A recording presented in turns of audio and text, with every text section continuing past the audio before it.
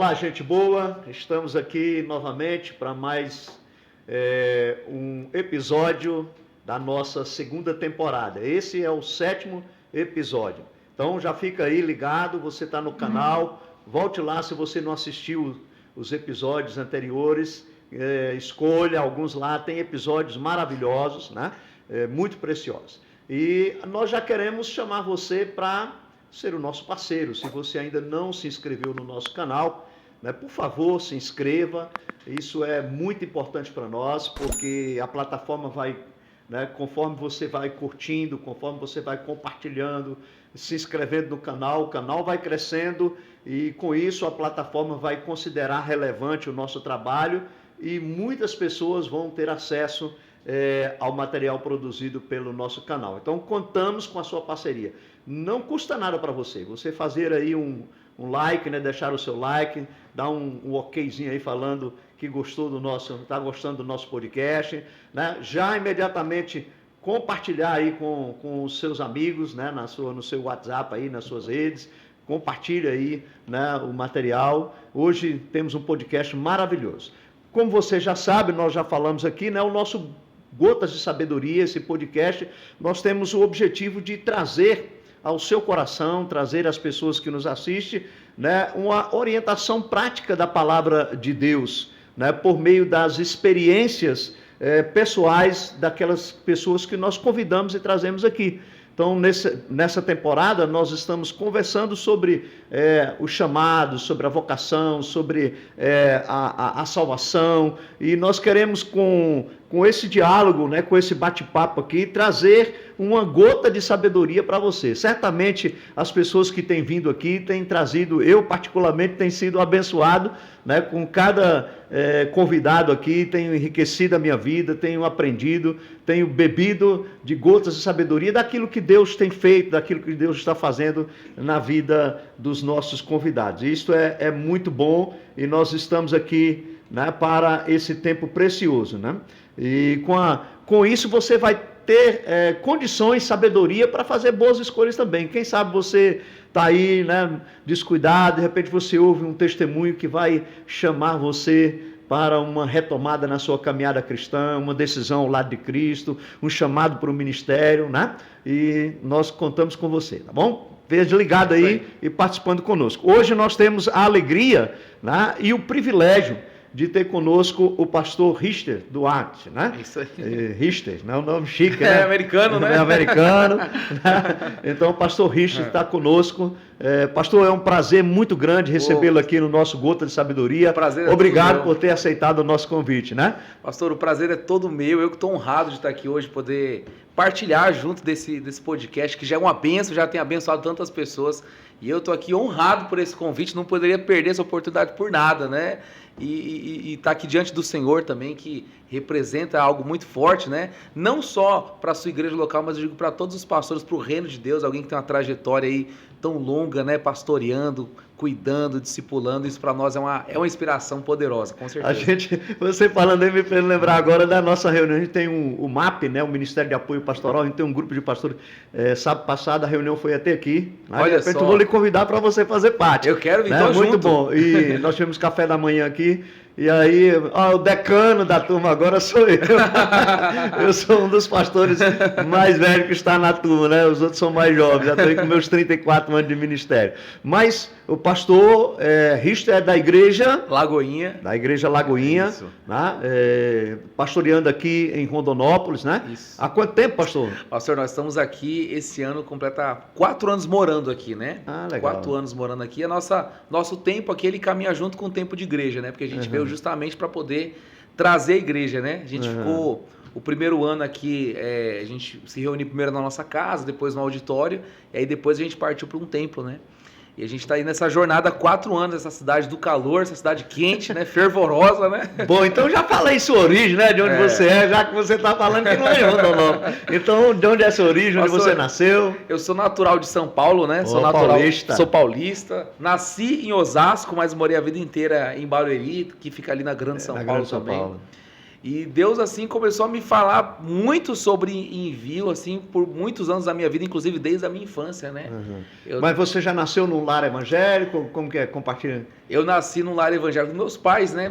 Meu pai foi a primeira pessoa, assim, da nossa família que aceitou Jesus, né? Quando ele casou com a minha mãe, tinha recém-casado. E aí ele entregou a vida dele para Jesus, começou a ter algumas experiências ali com Deus. E aí nós nascemos, né, já nesse contexto cristão, já dentro da presença de Deus. Tá. Mas olha que coisa engraçada, embora eu nasci num contexto cristão, já dentro de uma família, mas eu comecei a ter experiências reais com o meu chamado mesmo, a partir dos 18 anos para frente. Porque a gente respira a igreja, vive a igreja quando está num lar cristão, você está ali dentro da igreja, é inevitável você se envolver em ministérios, né? Os meus pais são pastores, pastorearam muito tempo. Seu pai é pastor? Meu pai é pastor, pastoreou muitos anos, né? Legal. Na igreja quadrangular, na época, né? Ficou muitos anos lá pastoreando. E quando meu pai pastoreou, o filho do pastor, ele é indispensável, ele é tudo, né? Ele varre a igreja, ele toca no louvor, ele canta, ele dá uma saudação, dá uma abertura, né?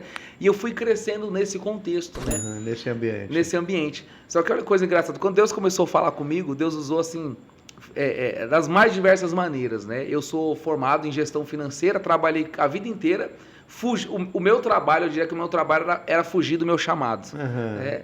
Eu queria qualquer coisa nessa vida, mas não queria pastorear. Não queria ser pastor. Eu falei, não, eu não quero não, porque não é possível. Eu via os perrengues que meu pai passava, eu via as lutas, via as batalhas, né? Eu falei assim, não, olha, eu vou estudar, vou fazer universidade, vou trabalhar e eu posso ser um parceiro da igreja, eu posso servir a igreja, mas eu nunca na minha vida, falava até assim, nunca vou pastorear uma igreja, né? Aí eu acho que Deus pegou isso e falou assim, só de pirraça eu vou te fazer pastorear, né? Eu vou te mostrar, né? Vou te mostrar, né? Só que, aí, olha que coisa interessante, aí Deus começou a falar, Deus começou de diversas maneiras. Primeiro Deus começou usando pessoas, né, para falarem sobre o chamado para a minha vida. Deus começou, não só através de pessoas, mas muitas das vezes começando a plantar aquela semente no meu coração vagamente, que embora eu fugisse por muito tempo, mas parecia que no fundo do meu coração Deus começou a gerar aquilo. Eu tenho um chamado para você, né? Eu tenho um chamado para você. Isso. Aguenta um pouquinho que a gente vai entrar nessa questão do chamado, mas é casado. Bem casado. Isso, sou casado. Como é que é o nome da amada? A minha esposa é Amanda. Amanda, tem filhos? Temos duas meninas, temos a Helena, de 2 anos, temos a Manu, a Emanuela, de 6 anos, né? Isso. E as duas são mato-grossenses, né? Já nasceram aqui, né? A Manu, ela nasceu num outro A sua esposa estado. também é paulista? Minha esposa é mato-grossense. Mato-grossense, olha aí. Então, Deus tinha um mistério ali com o Mato Grosso, né? Deus já estava preparando você para a terra boa. Exatamente. Terra quente. Terra quente, que eu não fazia nem ideia, né? Onde seria, como seria. Mas eu conheci minha esposa aí em São Paulo. Ela mudou para São Paulo, na fase da adolescência ela mudou para São Paulo. Conheceu na igreja? Conheceu na igreja. Aí a igreja é bom, a igreja é maravilhosa, né? É o lugar do casamento. É o lugar do casamento. Tem jovens, né?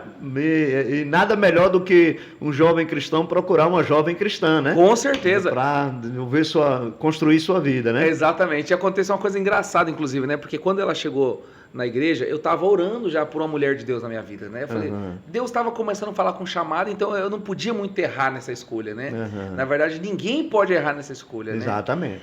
E aí eu comecei a entender que tinha que ser alguém que pelo menos partilhasse, né? Da mesma fé e que queimasse do coração mesmo o chamado, né? E aí um dia eu estava tocando na igreja, tocava bateria, né? Estava tocando na igreja, num culto. A nossa igreja era uma igreja muito pequena, tinha lá 10, 15 pessoas no culto ali, reunidas, né? Então quando vinha um visitante, a gente sabia que tinha um visitante ali, né? E aí naquelas 10, 15 pessoas cultuando ali num culto de semana, aí eu vi aquela moça entrando lá, aquela moça de olhos verdes entrando ali na igreja ali, né?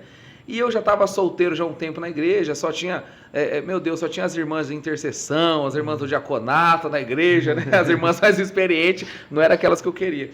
Mas aí quando entrou a Amanda da igreja, eu estava tocando, aí eu já falei para Deus naquela hora, falei, Deus, essa daí eu gostaria, hein, pai? Por favor, essa aí pode embalar para viagem para mim, né? Eu falei, no final do culto vou falar com ela. Tomei coragem ali, né? No meio... Era num bairro chamado Parque Viana, né? Uma periferia que tem lá em Barueri. E aí eu falei assim, né? Todo dia que tem alguém diferente aqui, eu fui lá no final do culto falar com ela, fui convidar ela para uma reunião. A igreja tinha reuniões em casas, né? E aí eu fui convidar ela para essa reunião. Falei assim, vou trazer ela para perto, porque aí perto eu consigo conhecer o coração dela, né? E aí eu convidei ela, falei assim, olha, você tem um líder aqui num desses pequenos grupos aqui na igreja, abençoado nessa casa aqui, eu frequento lá e eu queria te convidar para poder ir lá conhecer, participar com a gente, né? Passei o horário, o endereço para ela e ela foi. Chegou lá, ela apertou a campainha, eu fui abrir o portão, porque era a minha casa e eu era o líder, né? E ela não sabia que a estratégia foi minha, né? Eu era o líder do pequeno grupo e ela foi lá. Ela falou, e quem que é o líder que você falou? Eu falei, sou eu mesmo. Eu tô liderando esse pequeno grupo. Bora aqui, lá. ó, bora lá. Preguei como nunca naquele pequeno grupo ali, pedi para ela, quem queria recomeçar a caminhada, viver um chamado em Deus, ela levantou a mão, orei por ela ali, abracei ela, falei assim, Deus, essa aqui é minha esposa, em nome de Jesus, né? Já profetizou ali. Já profetizei ali, falei, essa aqui não me escapa, né? Que maravilha, rapaz. E aí, vocês já estão com quantos anos de casado já? Então, a gente tem 8 anos, nós temos 8 anos de casado, né? Legal. E 10 anos juntos, né? Nesse período que eu conheci ela, nesses 2 anos, foram 2 anos de namoro, de noivado.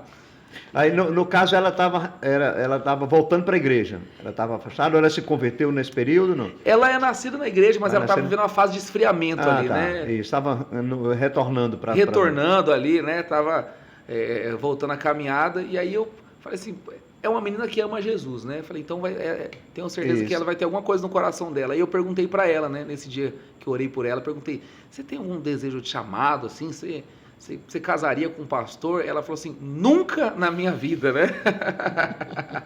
Falei, como que tem que ser um homem para você? Ela falou, tem que ser rico, tem que ser próspero, né? E eu ali, meu Deus... ganhando R$700 no mês ali, meu dízimo era R$70 ali, ó, firme e forte ali, né? Passando um perrengue ali, né, na minha vida, fazendo faculdade. Não sou candidato, falei, só se Deus mudar o coração. Só se Deus mudar o coração dessa varoa, né? E aí, interessante que aí Deus mudou o coração dela realmente, né? Aí ela... começou a imaginar um chamado, né? Que ela não fazia ideia como seria, mas no meu coração já estava muito claro, né? E aí eu decidi vir no Mato Grosso conhecer os pais dela, que moravam aqui na época, né? Não aqui em Rondonópolis, mas numa cidade que chama Matupá. Acho que as pessoas nem sei se conhecem Matupá. Acho que é no norte do estado, né? É o nortão do estado, a divisa com uma cidade maravilhosa lá, pequenininha, mas uma cidade maravilhosa. Deve ter uns 12 mil habitantes ali, contando com galinha e vaca junto, né? E ela foi a cidade, inclusive, que ela nasceu. Legal. Então é matogrossense. Você conversando sobre a questão de nascer num lar cristão. E eu sempre converso com os filhos de crentes, né, que nascem lá cristão, que eles precisam ter uma experiência com Jesus. Porque aí eu me lembro muito de Jacó, né? Quando ele ora, quando a Sagrada Escritura em Gênesis diz o Deus de Abraão, o Deus de Isaac, mas não era o Deus de Jacó ainda. Foi preciso Jacó ter um encontro com Deus, ter uma experiência com Deus, para lá na frente a gente ter o Deus de Abraão, o Deus de Isaac e o Deus de Jacó também, né? Então, filho de crente não é crentinho. Não. Né? Ele pode ter todo o ato, mas ele precisa ter uma experiência pessoal com Jesus. Né? Você consegue identificar isso quando é que ocorreu na sua vida? Exatamente. Essa conversão, a conversão, aquela experiência. Porque eu digo que é muito precioso se você nasceu num lar cristão. É maravilhoso, não tem coisa melhor. Sim. Né? Do que nascer num lar cristão, onde você vai receber, mas é preciso que você tenha a experiência, né, pastor? Com certeza, pastor. Inclusive, eu acho que todo pai, ele não é capaz de torná-lo exatamente um cristão, mas ele precisa instigar o filho a ter essa sede por isso, né? Exatamente, aí é o nosso papel. É o papel, exatamente. E aí foi onde o meu pai e a minha mãe conseguiu isso de uma forma assim sobrenatural, plantar esse desejo no meu coração. De falar, filho, você precisa ter a sua experiência com Deus. Você precisa conhecer esse Jesus que nós estamos te mostrando, te apresentando, mas que não vai fazer sentido se essa experiência não for real na sua vida, né? Isso. E eu abro até um parênteses aqui para falar algo interessante, né? Porque eu acho que acho que o maior desafio realmente de alguém que nasce num lar cristão é se permitir viver essa experiência, né? A gente vê no ministério de Jesus, né? Quando chega Maria ali, quando chega ali os familiares de Jesus, tá ali o meu filho, Jesus fala assim, não, tá aqui a minha mãe, os meus irmãos, é quem faz a minha vontade, né? Então, se não houver experiência real ali dos filhos, não faz sentido. E na minha vida isso aconteceu justamente no momento que eu encontrei a Amanda como minha noiva naquele momento, né? Ah, legal. Então... Porque eu estava tentando entender sobre chamado, eu estava buscando que Deus falasse comigo, mas algumas coisas ainda não estavam claras ainda na minha vida, né? Uhum. E eu já por muitos anos ali na igreja, já servindo na igreja, mas eu não tinha entendido. Nessa época você estava na quadrangular com seu pai, não? Já estava no Glória Batista? Não, na época nós estávamos numa outra igreja. Meu pai pastoreou depois da quadrangular, meu pai pastoreou uma igreja independente lá em São Paulo, né? Tá. No Ministério Independente. Na época ele ficou lá nesse período, nessa igreja, né? Pastoreando. E foi nesse contexto que a minha esposa, que a Amanda, chegou. Uhum. No meu coração havia esse incômodo de que eu falava, meu Deus, eu preciso ter a minha experiência real. E aí foi onde eu descobri que no coração dela também existia essa mesma sede. Essa sede, né? De alguém que nasce num lar cristão. Uhum. E eu tinha na época acho que uns 22, 23 anos talvez. E parece que naquele momento foi onde girou uma chave na minha vida. Que Deus falou, filho, eu quero me apresentar a você. Eu quero me revelar a você. Eu quero que você não viva apenas um contexto de uma influência religiosa. Apenas ser religioso, né? Cumprir ali um protocolo cristão, né? De ir à igreja, de estar se envolver, fazer ministério, né? Porque nós temos muita gente que se envolve, faz ministério, mas ainda não teve uma experiência real com Cristo, exatamente. Né? Entra às vezes de até salvação, mesmo, de vida salvação. Eterna. Entra até mesmo num ativismo. Exatamente. E aí foi quando Deus começou a trazer isso ao meu coração, o sentimento que me gerou para que houvesse a mudança em mim, por incrível que pareça, não foi um sentimento de festa, de celebração, foi um sentimento de arrependimento. Porque no meu coração gerou um arrependimento de falar assim, meu Deus, eu estava há tantos anos no ativismo, há tantos anos em funções da igreja, mas o meu coração ainda não tinha se quebrantado ao ponto de olhar para dentro de mim e falar assim, eu também preciso me arrepender. O filho do cristão também precisa levantar a mão para o céu e falar assim, eu também preciso entregar a minha vida para Jesus. Eu sou um pecador, né? Eu sou um pecador, eu não presto. Porque às vezes por nascer na igreja, o filho do crente ele acha que ele é santo demais, né? Que ele está cumprindo a tabela, e até quem não é filho de crente, mas que às vezes cumpre uma função ministerial, ele se enxerga já santo demais. Mas aí quando vem esse encontro real da graça conosco, a gente fala assim, peraí, eu sou um pecador, eu preciso me arrepender, e Deus me trouxe um sentimento de quebrantamento, que eu lembro que naquele dia, quando Deus começou a trazer isso ao meu coração, eu chorava assim convulsivamente, assim, Jesus, eu me arrependo, Jesus, eu me arrependo, eu quero dizer sim para o meu chamado. Que maravilha. E a partir dali começou a nascer o nosso chamado. A convicção real de que Deus tinha um plano para você no ministério pastoral. Exatamente. Já não era mais que alguém falasse, mas o que começava a queimar no nosso coração, né? E aí, você foi a um seminário? Como compartilha conosco as experiências aí? Como é que foi que transcorreu depois dessa convicção? Como é que transcorreu para... Deus foi muito gracioso comigo, né? Porque eu acho que eu tive que passar por três jornadas diferentes na minha vida, né? Primeiro, aquela igreja que nós estávamos independentes tinha ali a sua preparação ministerial ali, né? Naquela jornada. E quando eu concluí aquela preparação, Deus falou assim, não é aqui onde você vai servir. E eu não entendi o que Deus tinha falado para mim. Eu falei, peraí, então eu me preparei para aqui, não é aqui que eu vou servir? Aí Deus me chamou para olha só, Deus me arrancou de São Paulo e me levou na época para a igreja que minha esposa, da cidade que ela tinha nascido, em Matupá. Tá. E a gente ficou 1 ano lá naquele lugar. E lá fiz também, aí fiz uma segunda preparação, fiz o seminário Batista na época, né? Lá naquele lugar. E aí Deus começou, mais uma vez, a me preparar, a me forjar. E quando eu falei, agora vai acontecer, Deus falou assim, mas não é aqui ainda o lugar que você vai servir. Eu falei, mas não é possível. Eu estou passando por uma jornada de preparação e Deus está falando, não é aqui ainda que você vai servir. Mas ali havia um treinamento de Deus, que não era apenas sobre um seminário, mas também sobre algumas cicatrizes que eu precisava carregar. Né? Ser tratado, né? Ser tratado. Só o sim para o reino não era o suficiente. Deus queria o meu sim, mas também queria a minha transformação completa, né? E aí a gente passou alguns desafios. Como ele fez na vida de Jacó, né?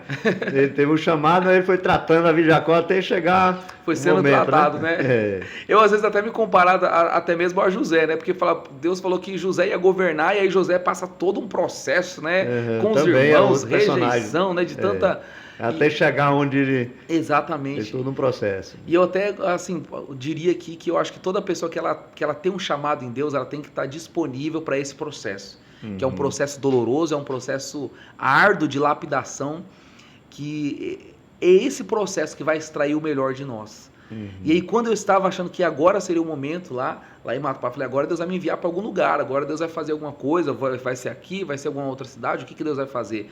Já estava como pastor auxiliar lá, já tinha sido consagrado pastor, mas somente pastor auxiliar. E para mim já estava bom demais. Lá já no Ministério Batista? Já. É o Ministério Batista Nacional? Batista Nacional. Batista Nacional. Batista Nacional. Eu tive um colega... tenho um colega muito amado. A gente agora perdeu um pouco mais, que eu vim para o Mato Grosso, mas é um pastor precioso, um amigão da Batista Nacional, né, lá de Teixeira de Freitas. Uau! Né? As Batistas Nacionais são igrejas também com bastante tempo Pastor de Emanuel. Né? Emanuel, olha aí só. Eu brincava assim, Emanuel, se ele estiver nos assistindo, aí depois eu vou mandar o link para ele. Eu vou falar, eu falei do seu nome lá, dá um colega batista, falei do seu nome. Eu falar com o Emanuel é um calvinista. Calvinista. Um batista calvinista. Ele é um batista calvinista. Da Nacional, né? Olha só, da isso Nacional, aí. Né? Não é brincadeira, o pastor Emanuel, um homem de Deus. Glória uma igreja maravilhosa, Batista Nacional, lá em Teixeira de Freitas. Teixeira de Freitas, uau. E foi um lugar que Deus assim me gerou para esse processo, né? Eu fui ali moldado em Deus ali, fui lapidado, né? E na época o pastor que estava lá foi um canal de Deus, inclusive, na minha vida, para muita coisa, porque ele começou a falar comigo sobre o sentido não apenas de ser um pastor auxiliar, mas de pastorear uma igreja. E aí aquilo para mim já foi assustador. Ser um pastor efetivo, né? Eu falei, não, peraí, não faz sentido. Para mim, eu acho que não se encaixa com a minha realidade. E eu comecei a olhar uma série de fatores, porque veio o medo agora. Eu falei, meu Deus, eu não tenho condições financeiras de suprir uma igreja se precisar. Por onde que eu vou começar? Já comecei a gerar um monte de medos, né? Mas Deus usou a vida dele para plantar uma semente no meu coração sobre pastorear uma igreja. E aí veio um momento muito... Como é que é o nome do colega? Mauro, pastor Mauro. Pastor Mauro. Aí, pastor Mauro, se assistir a gente... Eu vou mandar para ele assistir. Manda para ele para assistir, né? Ele assistir, que é um discipulador, né? É isso aí, com certeza. Um papel preponderante na sua vida, no seu chamado de cuidar de você. E isso é muito bom, a gente fazer isso na vida de pastores jovens, verdade, né? Acreditar mesmo, isso, né, no chamado, né? E eu acho que esse desafio de poder... Ser um Paulo na vida dos Timóteos, né? Exatamente. Alguém que vai impulsionar, fala assim, eu creio no que você carrega, né? E ele começou a plantar essa semente no meu coração e isso foi sendo gerado. Só que em contrapartida eu precisava gerar no coração da minha esposa também, né? Eu falei assim, e aí, será que nós não vamos junto nessa missão, né? O que vai ser agora do nosso futuro? E aí esse pastor, na época, eu comecei a trabalhar com ele, né? Mas tem um detalhe interessante que eu posso falar aqui. Pode, fica à vontade. Tem um detalhe interessante que nesse meio tempo, né? Eu buscava sempre manter a minha profissão no meio secular, né? Trabalhava ainda como um consultor financeiro, analista financeiro, né? Então, para mim, tava confortável, porque eu sabia que se eu trabalhasse, estava tranquilamente ali, eu podia pagar minhas contas em paz e eu podia só servir na igreja, tava maravilhoso, eu não queria ser alguém 100% integral na igreja, né? Porque eu conectava com aquilo que o meu pai já tinha passado, eu lembrava de tudo que meu pai tinha vivido. Eu falei, eu não quero ser alguém integral dentro da igreja, eu quero ser alguém que vai estar nos cultos, vai estar servindo ali. Dependendo da igreja, né? Eu não quero depender da igreja. Depender da igreja. Mas Deus foi me estreitando os caminhos ali. E aí chegou o dia que Deus falou tão claramente comigo. Na época, quando eu estava nesse meio tempo ainda, eu tinha alguns contratos, eu trabalhava em alguns lugares. E eu lembro que eu tinha trabalhado numa editora, foi o último lugar que eu passei antes do chamado, né? Trabalhei numa editora, e uma editora que tinha um salário que me dava tranquilidade, né? Tinha segurança financeira para mim ali. Mas Deus começou a arrancar do meu coração o prazer, o desejo de estar ali. Deus, eu ia trabalhar, pastor, com lágrima nos olhos. Deus tirou o prazer de eu estar ali. Eu falei, peraí, eu me formei na faculdade para isso aqui, eu me preparei para isso aqui, por que eu não estou feliz? Eu falei, não é possível, será que eu tenho que mudar de empresa? Será que eu tenho que mudar de função? Tem alguma coisa errada? Deus começou a arrancar do meu coração o sentimento de prazer naquilo que era secular. Naquela profissão, né? Naquela profissão. E aí eu comecei, e em contrapartida no meu coração começou a semear aquilo que aquele pastor vinha falando no meu coração, sobre pastorear uma igreja, sobre estar à frente de uma igreja, começou a queimar aquilo no meu coração. E nesse período, quando eu estava lá em Matupá, e Deus começou a falar isso cada vez mais intenso, sobre renunciar, sobre abrir mão, sobre deixar para trás, né, as carroças queimar. Sobre depender mesmo, né? Sobre depender. Porque ser pastor é depender mesmo. É depender. Depender de Deus. Exatamente. As pessoas não fazem ideia do nível de renúncia que um pastor às vezes enfrenta. Não fazem ideia. E eu vi tudo isso com meu pai. Então, no meu coração, eu tinha medo de tudo isso. Até o momento que, olha que loucura, eu estava na Batista Nacional e esse pastor falou assim, olha, Deus falou comigo que você vai pastorear uma igreja, mas não vai ser aqui.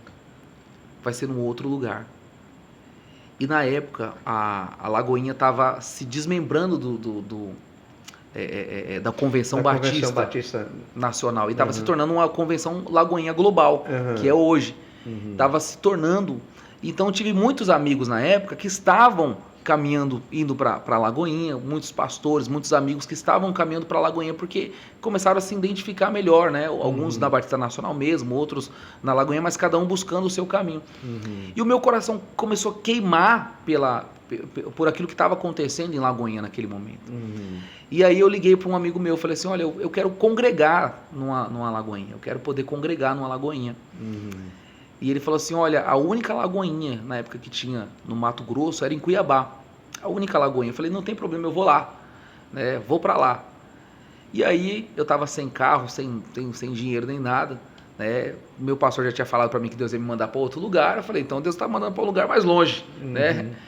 E quando eu cheguei na Lagoinha, Deus usou os pastores que estavam lá, usou os pastores regionais da Lagoinha, inclusive alguns de BH que estavam lá naquele dia, que tinha uma palavra sobre a minha vida. Fala assim, você chegou aqui como um pastor, existe um povo te esperando para você pastorear. E você é a resposta da nossa oração. Nós estávamos orando por você. Nós estávamos orando por você numa cidade.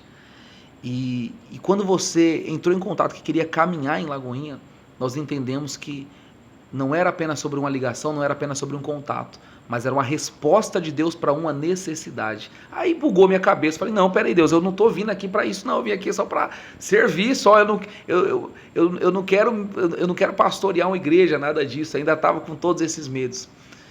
E aí eu olhei para minha esposa chorando, né? Ela falou assim, Deus falou comigo, nós vamos obedecer esse chamado. Nós vamos obedecer esse chamado. Ficamos ali em Cuiabá um tempo sendo treinados, capacitados ali, né? Fazendo o seminário Carisma, né? Que é o seminário da Lagoinha, né?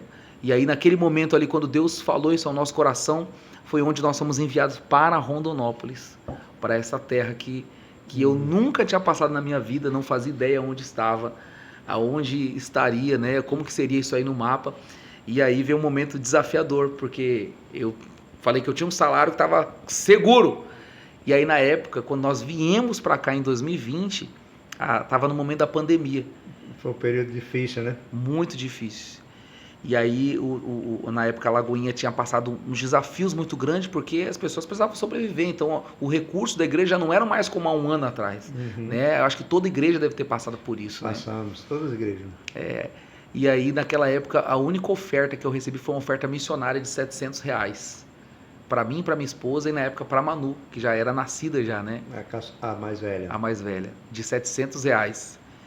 E eu olhei para minha esposa, falei assim, a gente tinha uma renda na época de 5 e alguma coisa, e eu falei, e agora a gente vai ter que reduzir para R$700. Você acha que dá? Falei para minha esposa. Ela falou assim, meu bem, se Deus nos deu a palavra, Deus vai prover todas as coisas. Verdade. Não vai faltar nada, não vai faltar nada.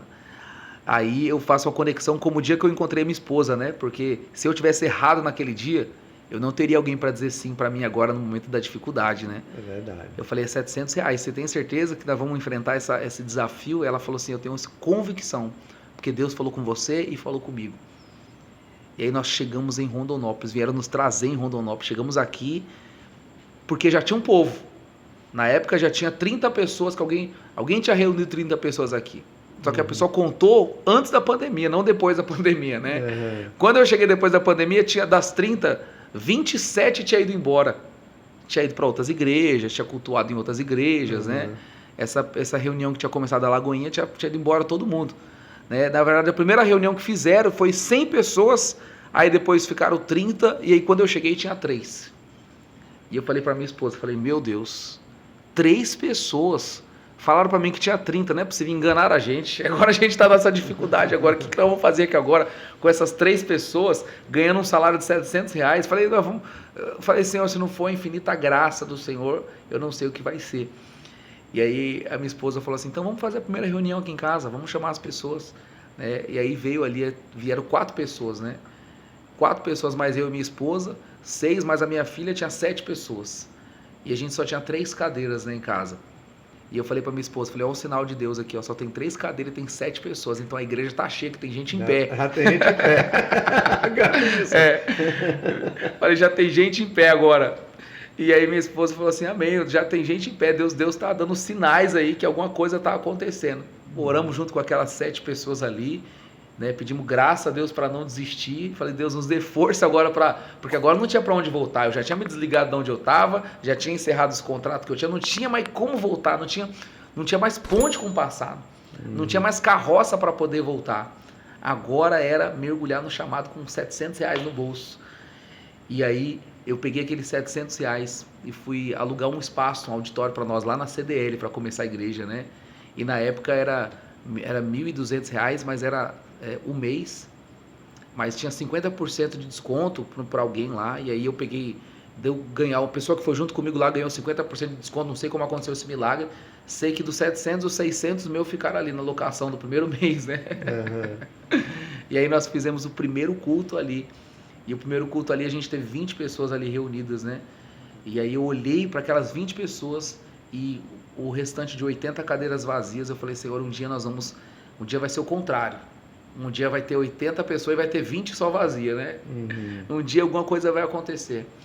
Mas Deus começou a testificar, né, que não era sobre a nossa força, não era sobre a nossa capacidade, não era sobre o nosso recurso, mas era sobre a manifestação da graça dele.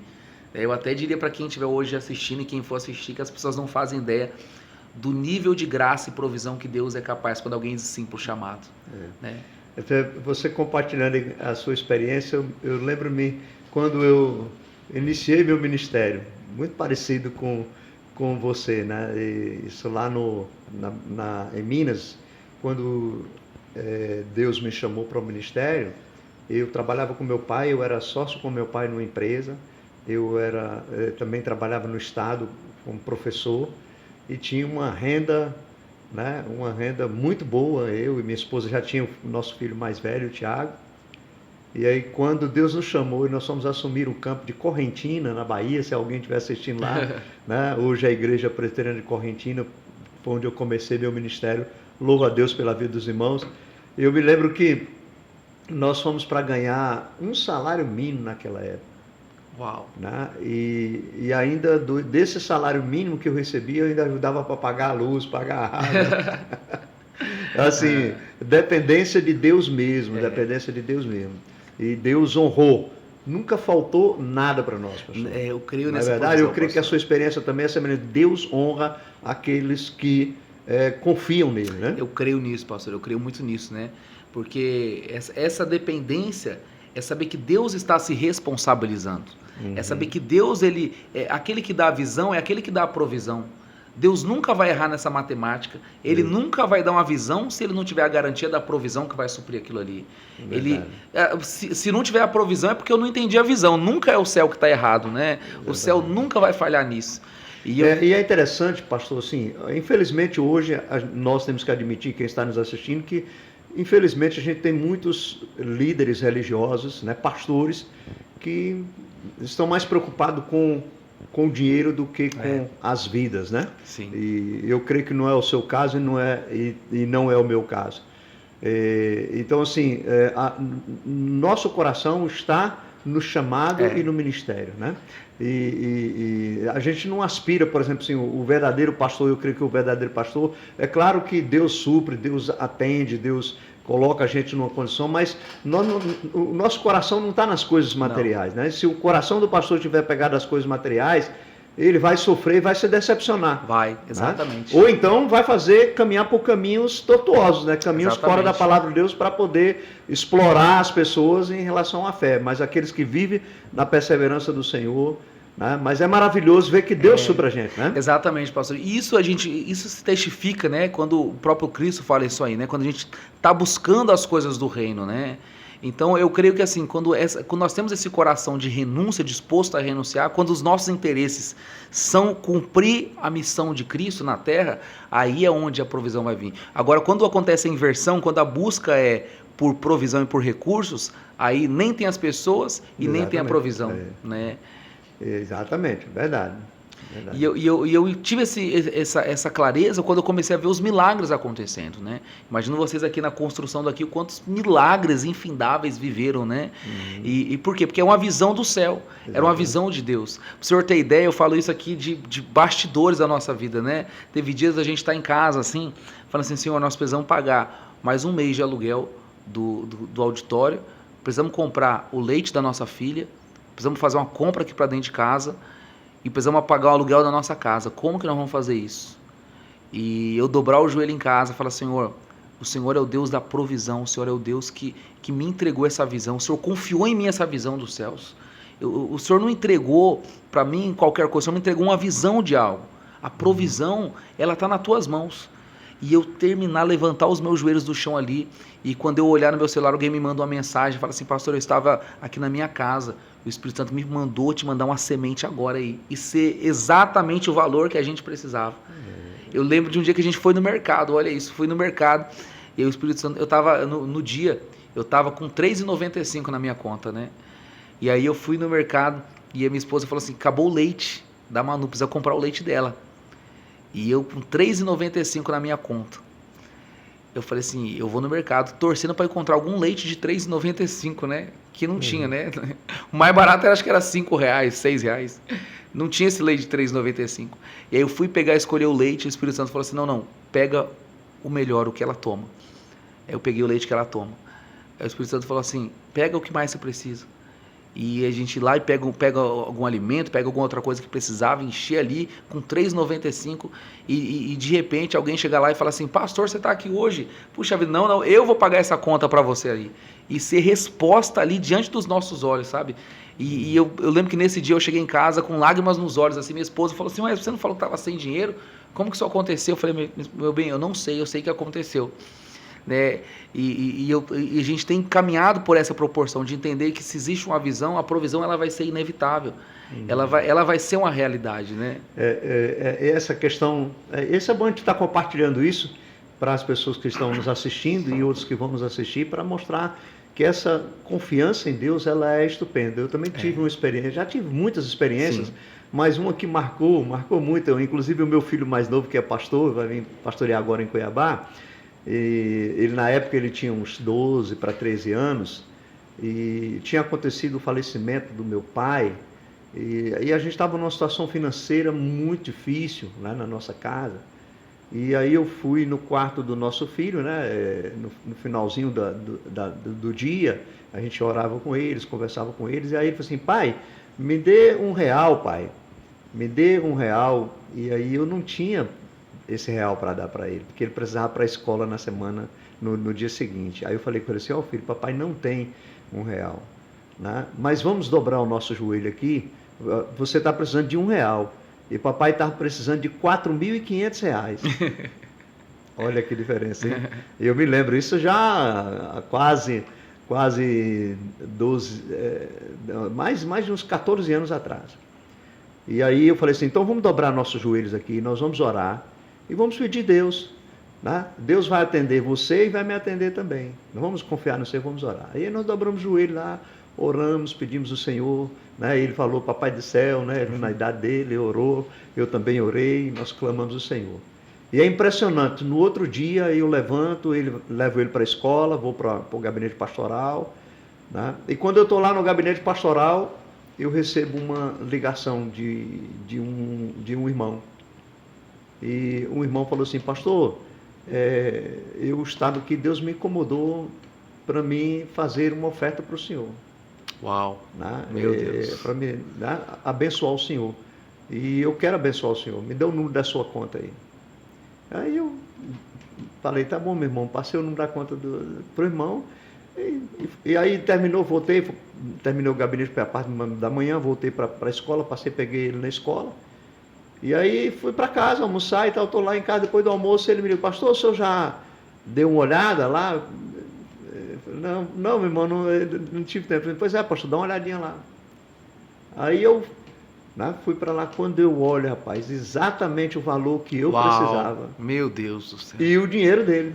Olha isso. Meu Deus do céu. Fantástico, sabe assim? Meu Deus, o cuidado surreal. de Deus, a obra de Deus. Aí estava lá o valor que eu precisava e mais o realzinho dele. Meu Deus do céu. Aí, quando Deus assim, não se esqueceu do real. Não esqueceu do real dele. Até o real dele ele recebeu, né? Então, assim, Deus é maravilhoso. Eu me lembro que ele disse, pai, bora pro quarto orar, pai. Agora nós vamos orar de novo, né? Agora vamos orar de novo, pai. Então, toda vez que ele estava na situação, pai, bora pro quarto orar, pai. Mas é a questão de a gente viver na dependência de Deus, né? O pastor, eu acho que isso que o senhor compartilhou é tão forte isso, porque isso fala muito sobre a intencionalidade de Deus como pai, né? Exatamente. Porque acho que a única coisa que Deus quer deixar claro para nós é o quão provedor ele é. Eu acho que uma das coisas que mais, se é que isso é possível, né, mas quem sabe ofenderia o coração de Deus ou entristeceria o coração de Deus, é o fato do filho não confiar no pai que ele tem. Exatamente. Eu me sentiria muito triste se a minha filha não confiasse no pai que ela tem, né? Eu acho que o coração de Deus é exatamente assim, ele manda a provisão para falar, filho, tá aí, porque eu tô cuidando. Deus não cuida só da obra, Deus cuida de quem tá fazendo a obra também. Né? E é interessante, pastor, essa questão da gente não ter, nós pastores, não termos o nosso coração nas coisas materiais e ter essa convicção de que Deus supre. Eu já tive uma experiência quando pastoreei Teixeira de Freitas. Eu estava pastoreando Teixeira já há alguns anos, né? O 6º ano, já lá na igreja era pastor eleito para ter mais tempo, mas aí surgiu um problema numa comunidade nossa, na primeira igreja presbiteriana de Eunápolis. Se algum irmão estiver ouvindo aí, conhece essa história muito bem. E quando eu estava em Teixeira de Freitas, a igreja lá tinha uma condição financeira muito boa, estava bem, a igreja estava tranquila, crescendo. E eu estava numa condição financeira muito boa lá. Eu recebia naquela época em torno de 7 salários mínimos. Minha esposa estava trabalhando na escola de uma das irmãs, né, era professora. A gente juntando nossos dividendos lá, nosso salário, né, dava um bom salário. E aí surgiu um problema na igreja de Eunápolis, e o presbitério na época, a liderança da igreja, pastor, o senhor é o nome para ir lá cuidar da igreja naquele tempo. Aí quando eu conversando com o irmão, pastor, só tem um detalhe, que aqui, né, a gente não tem condições de dar ao Senhor financeiramente o que a igreja lá oferece. Eu falei assim, não tem problema, meu irmão, se Deus está mandando vir para cá, eu venho até sem salário, porque Deus vai suprir. Né? E é assim, então assim, a gente viver nessa dependência de Deus no ministério. E Deus vai suprir e nunca vai deixar.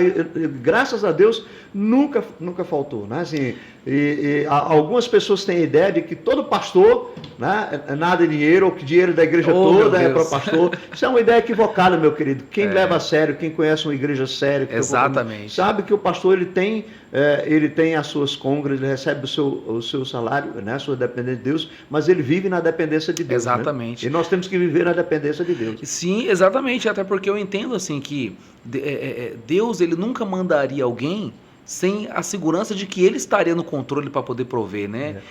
Só voltando aqui, perdão, o que você falou lá, eu não quero depender da igreja, lembra que você compartilhou lá, eu não quero a experiência do meu pai, mas a melhor coisa no pastorado é a gente depender de Deus, né? Exatamente. E ele te levou a depender dele, né? A viver completamente dependente dele, né? E aí foi o que eu descobri, que o melhor lugar para se estar é justamente dependente de Deus. Exatamente. Né? As pessoas não fazem ideia o quanto que quem semeia numa igreja, quem contribui na igreja, quem oferta, quem dizima, quem de alguma maneira ali faz parte daquilo, o quanto que para quem semeia é um privilégio, é uma graça de Deus, você ser parte daquilo que Deus está fazendo, porque quem mantém a obra é o próprio Deus. Exatamente. Ele é responsável pela sua obra e ele nos dá o prazer de ser participante daquilo que ele está fazendo. Exatamente. Né?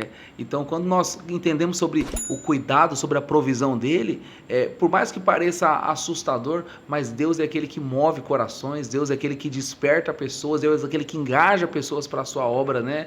E eu acho que quando tem, por exemplo, pastores que às vezes não entenderem ou não viverem isso que o Senhor viveu, que é entender sobre a disposição do reino, sobre o depender do Senhor, aquilo que nós vivemos aqui. Quando alguém não entende isso, ele vai tentar com a sua força de toda maneira, mas ele não vai conseguir. Exatamente. Ele vai ter projetos que não vão acontecer, porque é o que o seu coração está buscando. Eu acho que o segredo do reino é buscar exatamente aquilo que não é nosso, mas aquilo que é do alto, É né? interessante, pastor, a gente fala assim, mas tem líderes habilidosos, pessoas habilidosas, e elas conseguem criar, ter fortunas em relação a isso. Né? A gente percebe isso, né? Consegue construir fortunas, mas o que eu penso esse líder, eu creio que ele não tem paz se o foco dele, se o alvo dele, se o objetivo dele são as coisas materiais. Exatamente. Né? Então ele pode até conseguir, a gente tem experiência, a gente sabe, a gente tem conhecimento de que pessoas que vão e de maneira fora daquilo que a palavra de Deus, dos ensinos, do padrão, da teologia bíblica, né? Ele constrói, e tem alguns que constroem até mesmo impérios, né? Mas eu tenho certeza de que paz essas pessoas não têm. Mas agora a melhor coisa é isso que nós estamos falando, você ter essa tranquilidade. Eu, por exemplo, eu saio de cabeça erguida quando eu vejo algumas pessoas falando assim, pastor, você vai para a igreja para dar dinheiro, pastor, né? Eu saio com minha cabeça erguida, porque graças a Deus, né? Deus tem me suprido, Deus tem me abençoado por meio da igreja, mas o dinheiro da igreja não é para pastor, né? Numa igreja que tem um compromisso sério, uma igreja que segue os princípios da palavra de Deus, não é. Pastor, ele tem a sua dependência, ele vive do ministério, porque nós abrimos mão, eu poderia ganhar muito mais dinheiro, né? Eu me lembro da sogra do meu filho, que hoje é pastor, né? Assim, é um desperdício um jovem desse ser pastor. Ele poderia ganhar muito dinheiro, né? Tão inteligente e tal. E de fato né? Você poderia estar desenvolvendo uma profissão, ganhar muito dinheiro, né? E quando você abdica, vem para o ministério, e a gente sabe assim, e as igrejas sérias, você vai ter, Deus nunca vai deixar faltar e nunca deixou faltar, não é verdade? Exatamente. Ele nunca vai deixar, mas esse é o princípio da palavra da dependência dele. E eu acho que o que difere todas essas coisas é justamente o coração desprendido, né? Porque, pastor, diante de Deus, assim, se Deus falasse hoje para mim, hoje Deus tem feito assim algo muito abundante, graças a Deus, assim, diante daquilo que a gente tem vivido, né? Mas se Deus falasse assim para mim hoje, filho, renuncia a tudo e começa tudo do zero, eu faria tudo novamente. Porque a paixão pela obra, a paixão pelo sim, ela se estende muito mais do que uma segurança hoje. Se Deus falasse assim, filho, recomeça tudo do zero, vai lá para aldeia indígena, vai para a África, vai para aqui do lado, vai aqui para Pedra Preta que está aqui pertinho, eu falaria, Deus, eis-me aqui. Porque para quem já deixou a vida inteira para trás, o que a gente tem mais a perder? O que a gente já perdeu, a gente já entregou a nossa vida, né? Fala que nem o apóstolo Paulo, você colocou a sua vida como oferta de bebida ali para ser derramada. Exatamente. A gente entregou a nossa história e descobre que o lugar que a gente de fato foi chamado para estar é dentro desse campo de renúncia. E é nessa renúncia que vem o cuidado, que vem a provisão. Hoje a gente tem visto assim tantas pessoas se achegando a Deus, procurando, né, um encontro real com o Senhor. Nesses 4 anos foram tantos milagres que a gente tem vivido assim, incalculáveis. Eu lembro quando a gente entrou no galpão que a gente está hoje, que era um galpão assim, sem forma e vazio, né? Muito cru, assim, muito seco, né? E aí eu conversei com o engenheiro, falei, faz o orçamento de tudo que a gente precisa, porque não tinha cadeira, não tinha som ainda para atender, não tinha altar, praticamente não tinha instrumento, não tinha mesa de som, e foi fazendo orçamento, foi salinha, que precisava fazer salinha para as crianças, e daqui a pouco ele traz os orçamentos para mim assim, que passava de R$1 milhão. Falou assim, pastor, tá aqui, ó, tudo que a gente precisa tá aqui. E eu falei, aí eu olhei embaixo, eu fui direto embaixo para ver, né, 1 milhão e não sei quantos lá para poder fazer. Eu falei, Senhor, e a gente precisava um período de pelo menos 4 meses para ter tudo aquilo ali pronto. Eu falei, quem vai conseguir 1 milhão e 200 em 4 meses? Como que vai dar conta disso aqui? Eu falei, Senhor Jesus, isso aqui era o mês de dezembro, a gente ia inaugurar a igreja em fevereiro. E a nossa ideia era ter 2 meses depois que inaugurasse a igreja para ter tudo pronto. Então tinha só 4 meses ali pela frente para poder estruturar aquilo ali. Pastor, em 4 meses estava tudo pago. Eu não sei como, não sei de que maneira, não sei de onde, não sei da onde que caiu, não sei da onde que choveu, não sei o que aconteceu, mas eu sei que foi um derramar de provisão de Deus assim incalculável. E quando Deus começava a mover isso de uma forma tão abundante, assim, abrindo isso aqui de uma forma tão real, olhando muitas das vezes para um caixa e não vê R$300. Se as pessoas verem a nossa realidade hoje, no meio de um mês, o que Deus faz numa igreja, você começa sem nada e vê as coisas acontecendo. Você não vê chegar, mas vê pagar. Você não vê entrar, mas vê Deus pagar. Você fala, mas não tem sair de caixa para pagar isso. Daqui a pouco vai lá e acontece. Daqui a pouco o milagre vai lá e acontece. A gente está alugando agora o 3º prédio, agora atrás de nós agora. E a gente tem orado a Deus para ter um espaço para colocar 1.500 cadeiras, né? Porque é uma realidade que a gente tem que falar assim, nós queremos batizar essa quantidade de pessoas, né? Eu não sei quando vai ser, não sei como vai ser, mas o Senhor falou assim, filho, dá o passo, vai se envolvendo aí, vai caminhando, né? Não vai esperar chegar o recurso, não. Muitas das vezes eu esperei chegar o recurso para fazer e não fiz. E quando não tem, você faz sem ter e Deus manda. Nossa experiência aqui é bem assim, também maravilhosa aqui, né? A gente assim... como eu falei para você, quando eu entro aqui no templo, eu falei assim, rapaz... Isso aqui é um milagre, né? Meu um Deus. milagre, né? Um milagre de Deus. E a gente começou embora e Deus foi...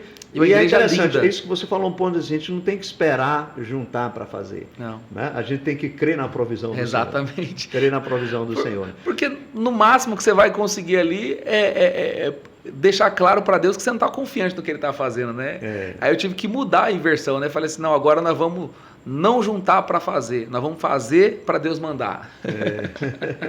É interessante, maravilhoso. Pastor, diga para nós então, a Igreja Batista da Lagoinha hoje está... se vocês têm a igreja sede, tem mais congregações ou só a igreja sede? Não, aqui? Hoje só uma hoje aqui em Rondonópolis, só a igreja sede, né? Isso. E Deus assim tem. Hoje a Lagoinha de uma forma global tem tido desejo de poder. Quer um cafezinho, pastor? Eu vou aceitar, Um cafezinho aí, bota um cafezinho para nós aí. A ideia é chegar primeiro em todas as cidades, né? A ideia do pastor André Valadão, né? Tocar em todas as cidades, e aí depois pensa em espalhar mais, né? Mas se Deus falar em algum momento, né? Mas hoje só tem a nossa. Diga aí para nós, para quem está nos assistindo, o endereço aí, né? Fica ali na Avenida Juscelino Kubitschek, né? Quando eu falo Juscelino Kubitschek, ninguém sabe, né? Porque o nome da rua ganhou esses dias, né? Tava numa rua, inclusive, vazia, né? Não tinha... quando a gente chegou lá no galpão, não tinha ainda a rua asfaltada. Depois que a igreja chegou, agora tem tudo, né? Mas ela tá ali próximo do prédio da Infinity, né? Tem um prédio bonito aqui da TMI, aquele prédio chique, né? E aí a Robracon ali por perto também, né? Fica bem na frente da Robracon ali, né? Robracon, Isso, fica bem na frente ali. E ali temos glorificado o Senhor ali, temos vivido milagres, né? Temos o nosso desejo, assim, a gente tem falado que nós temos uma missão como igreja, né? E a nossa missão como igreja é tocar 10% da nossa cidade, né? Porque os outros 90% vai estar aqui na Presbiteriana, vai estar na Assembleia de Deus, vai estar na Quadrangular, né? A nossa missão é contribuir para o avivamento que Deus quer fazer em cada igreja aqui nessa cidade, né? Nós somos um só corpo, né? Sim. E temos que ser um só família, nós temos um só pastor. Exatamente, né? pastor. Que é Jesus Cristo, nosso Salvador. Nós vamos morar no mesmo lugar. Exatamente. Que Ele falou que tem preparado para nós, Sim. né? Então nós vamos morar no mesmo lugar. Então a gente trabalha e devemos trabalhar empenhados pelo Evangelho, né? Pela pregação do Evangelho, que é o poder de Deus, né? Para a salvação. E agora eu vou falar uma coisa, o quanto que eu almejava estar aqui com o Senhor. Quando eu cheguei na cidade, olha só, uma curiosidade que o senhor não sabia, vou falar. Uma pessoa, eu nem me lembro, acho que o nome da pessoa exatamente, né? E ele chegou na nossa igreja uma época, e ele falou, pastor, nós temos que fazer igual o pastor lá da Presbiteriana, né? Porque o que eles viveram lá foi um milagre na construção daquele templo, né?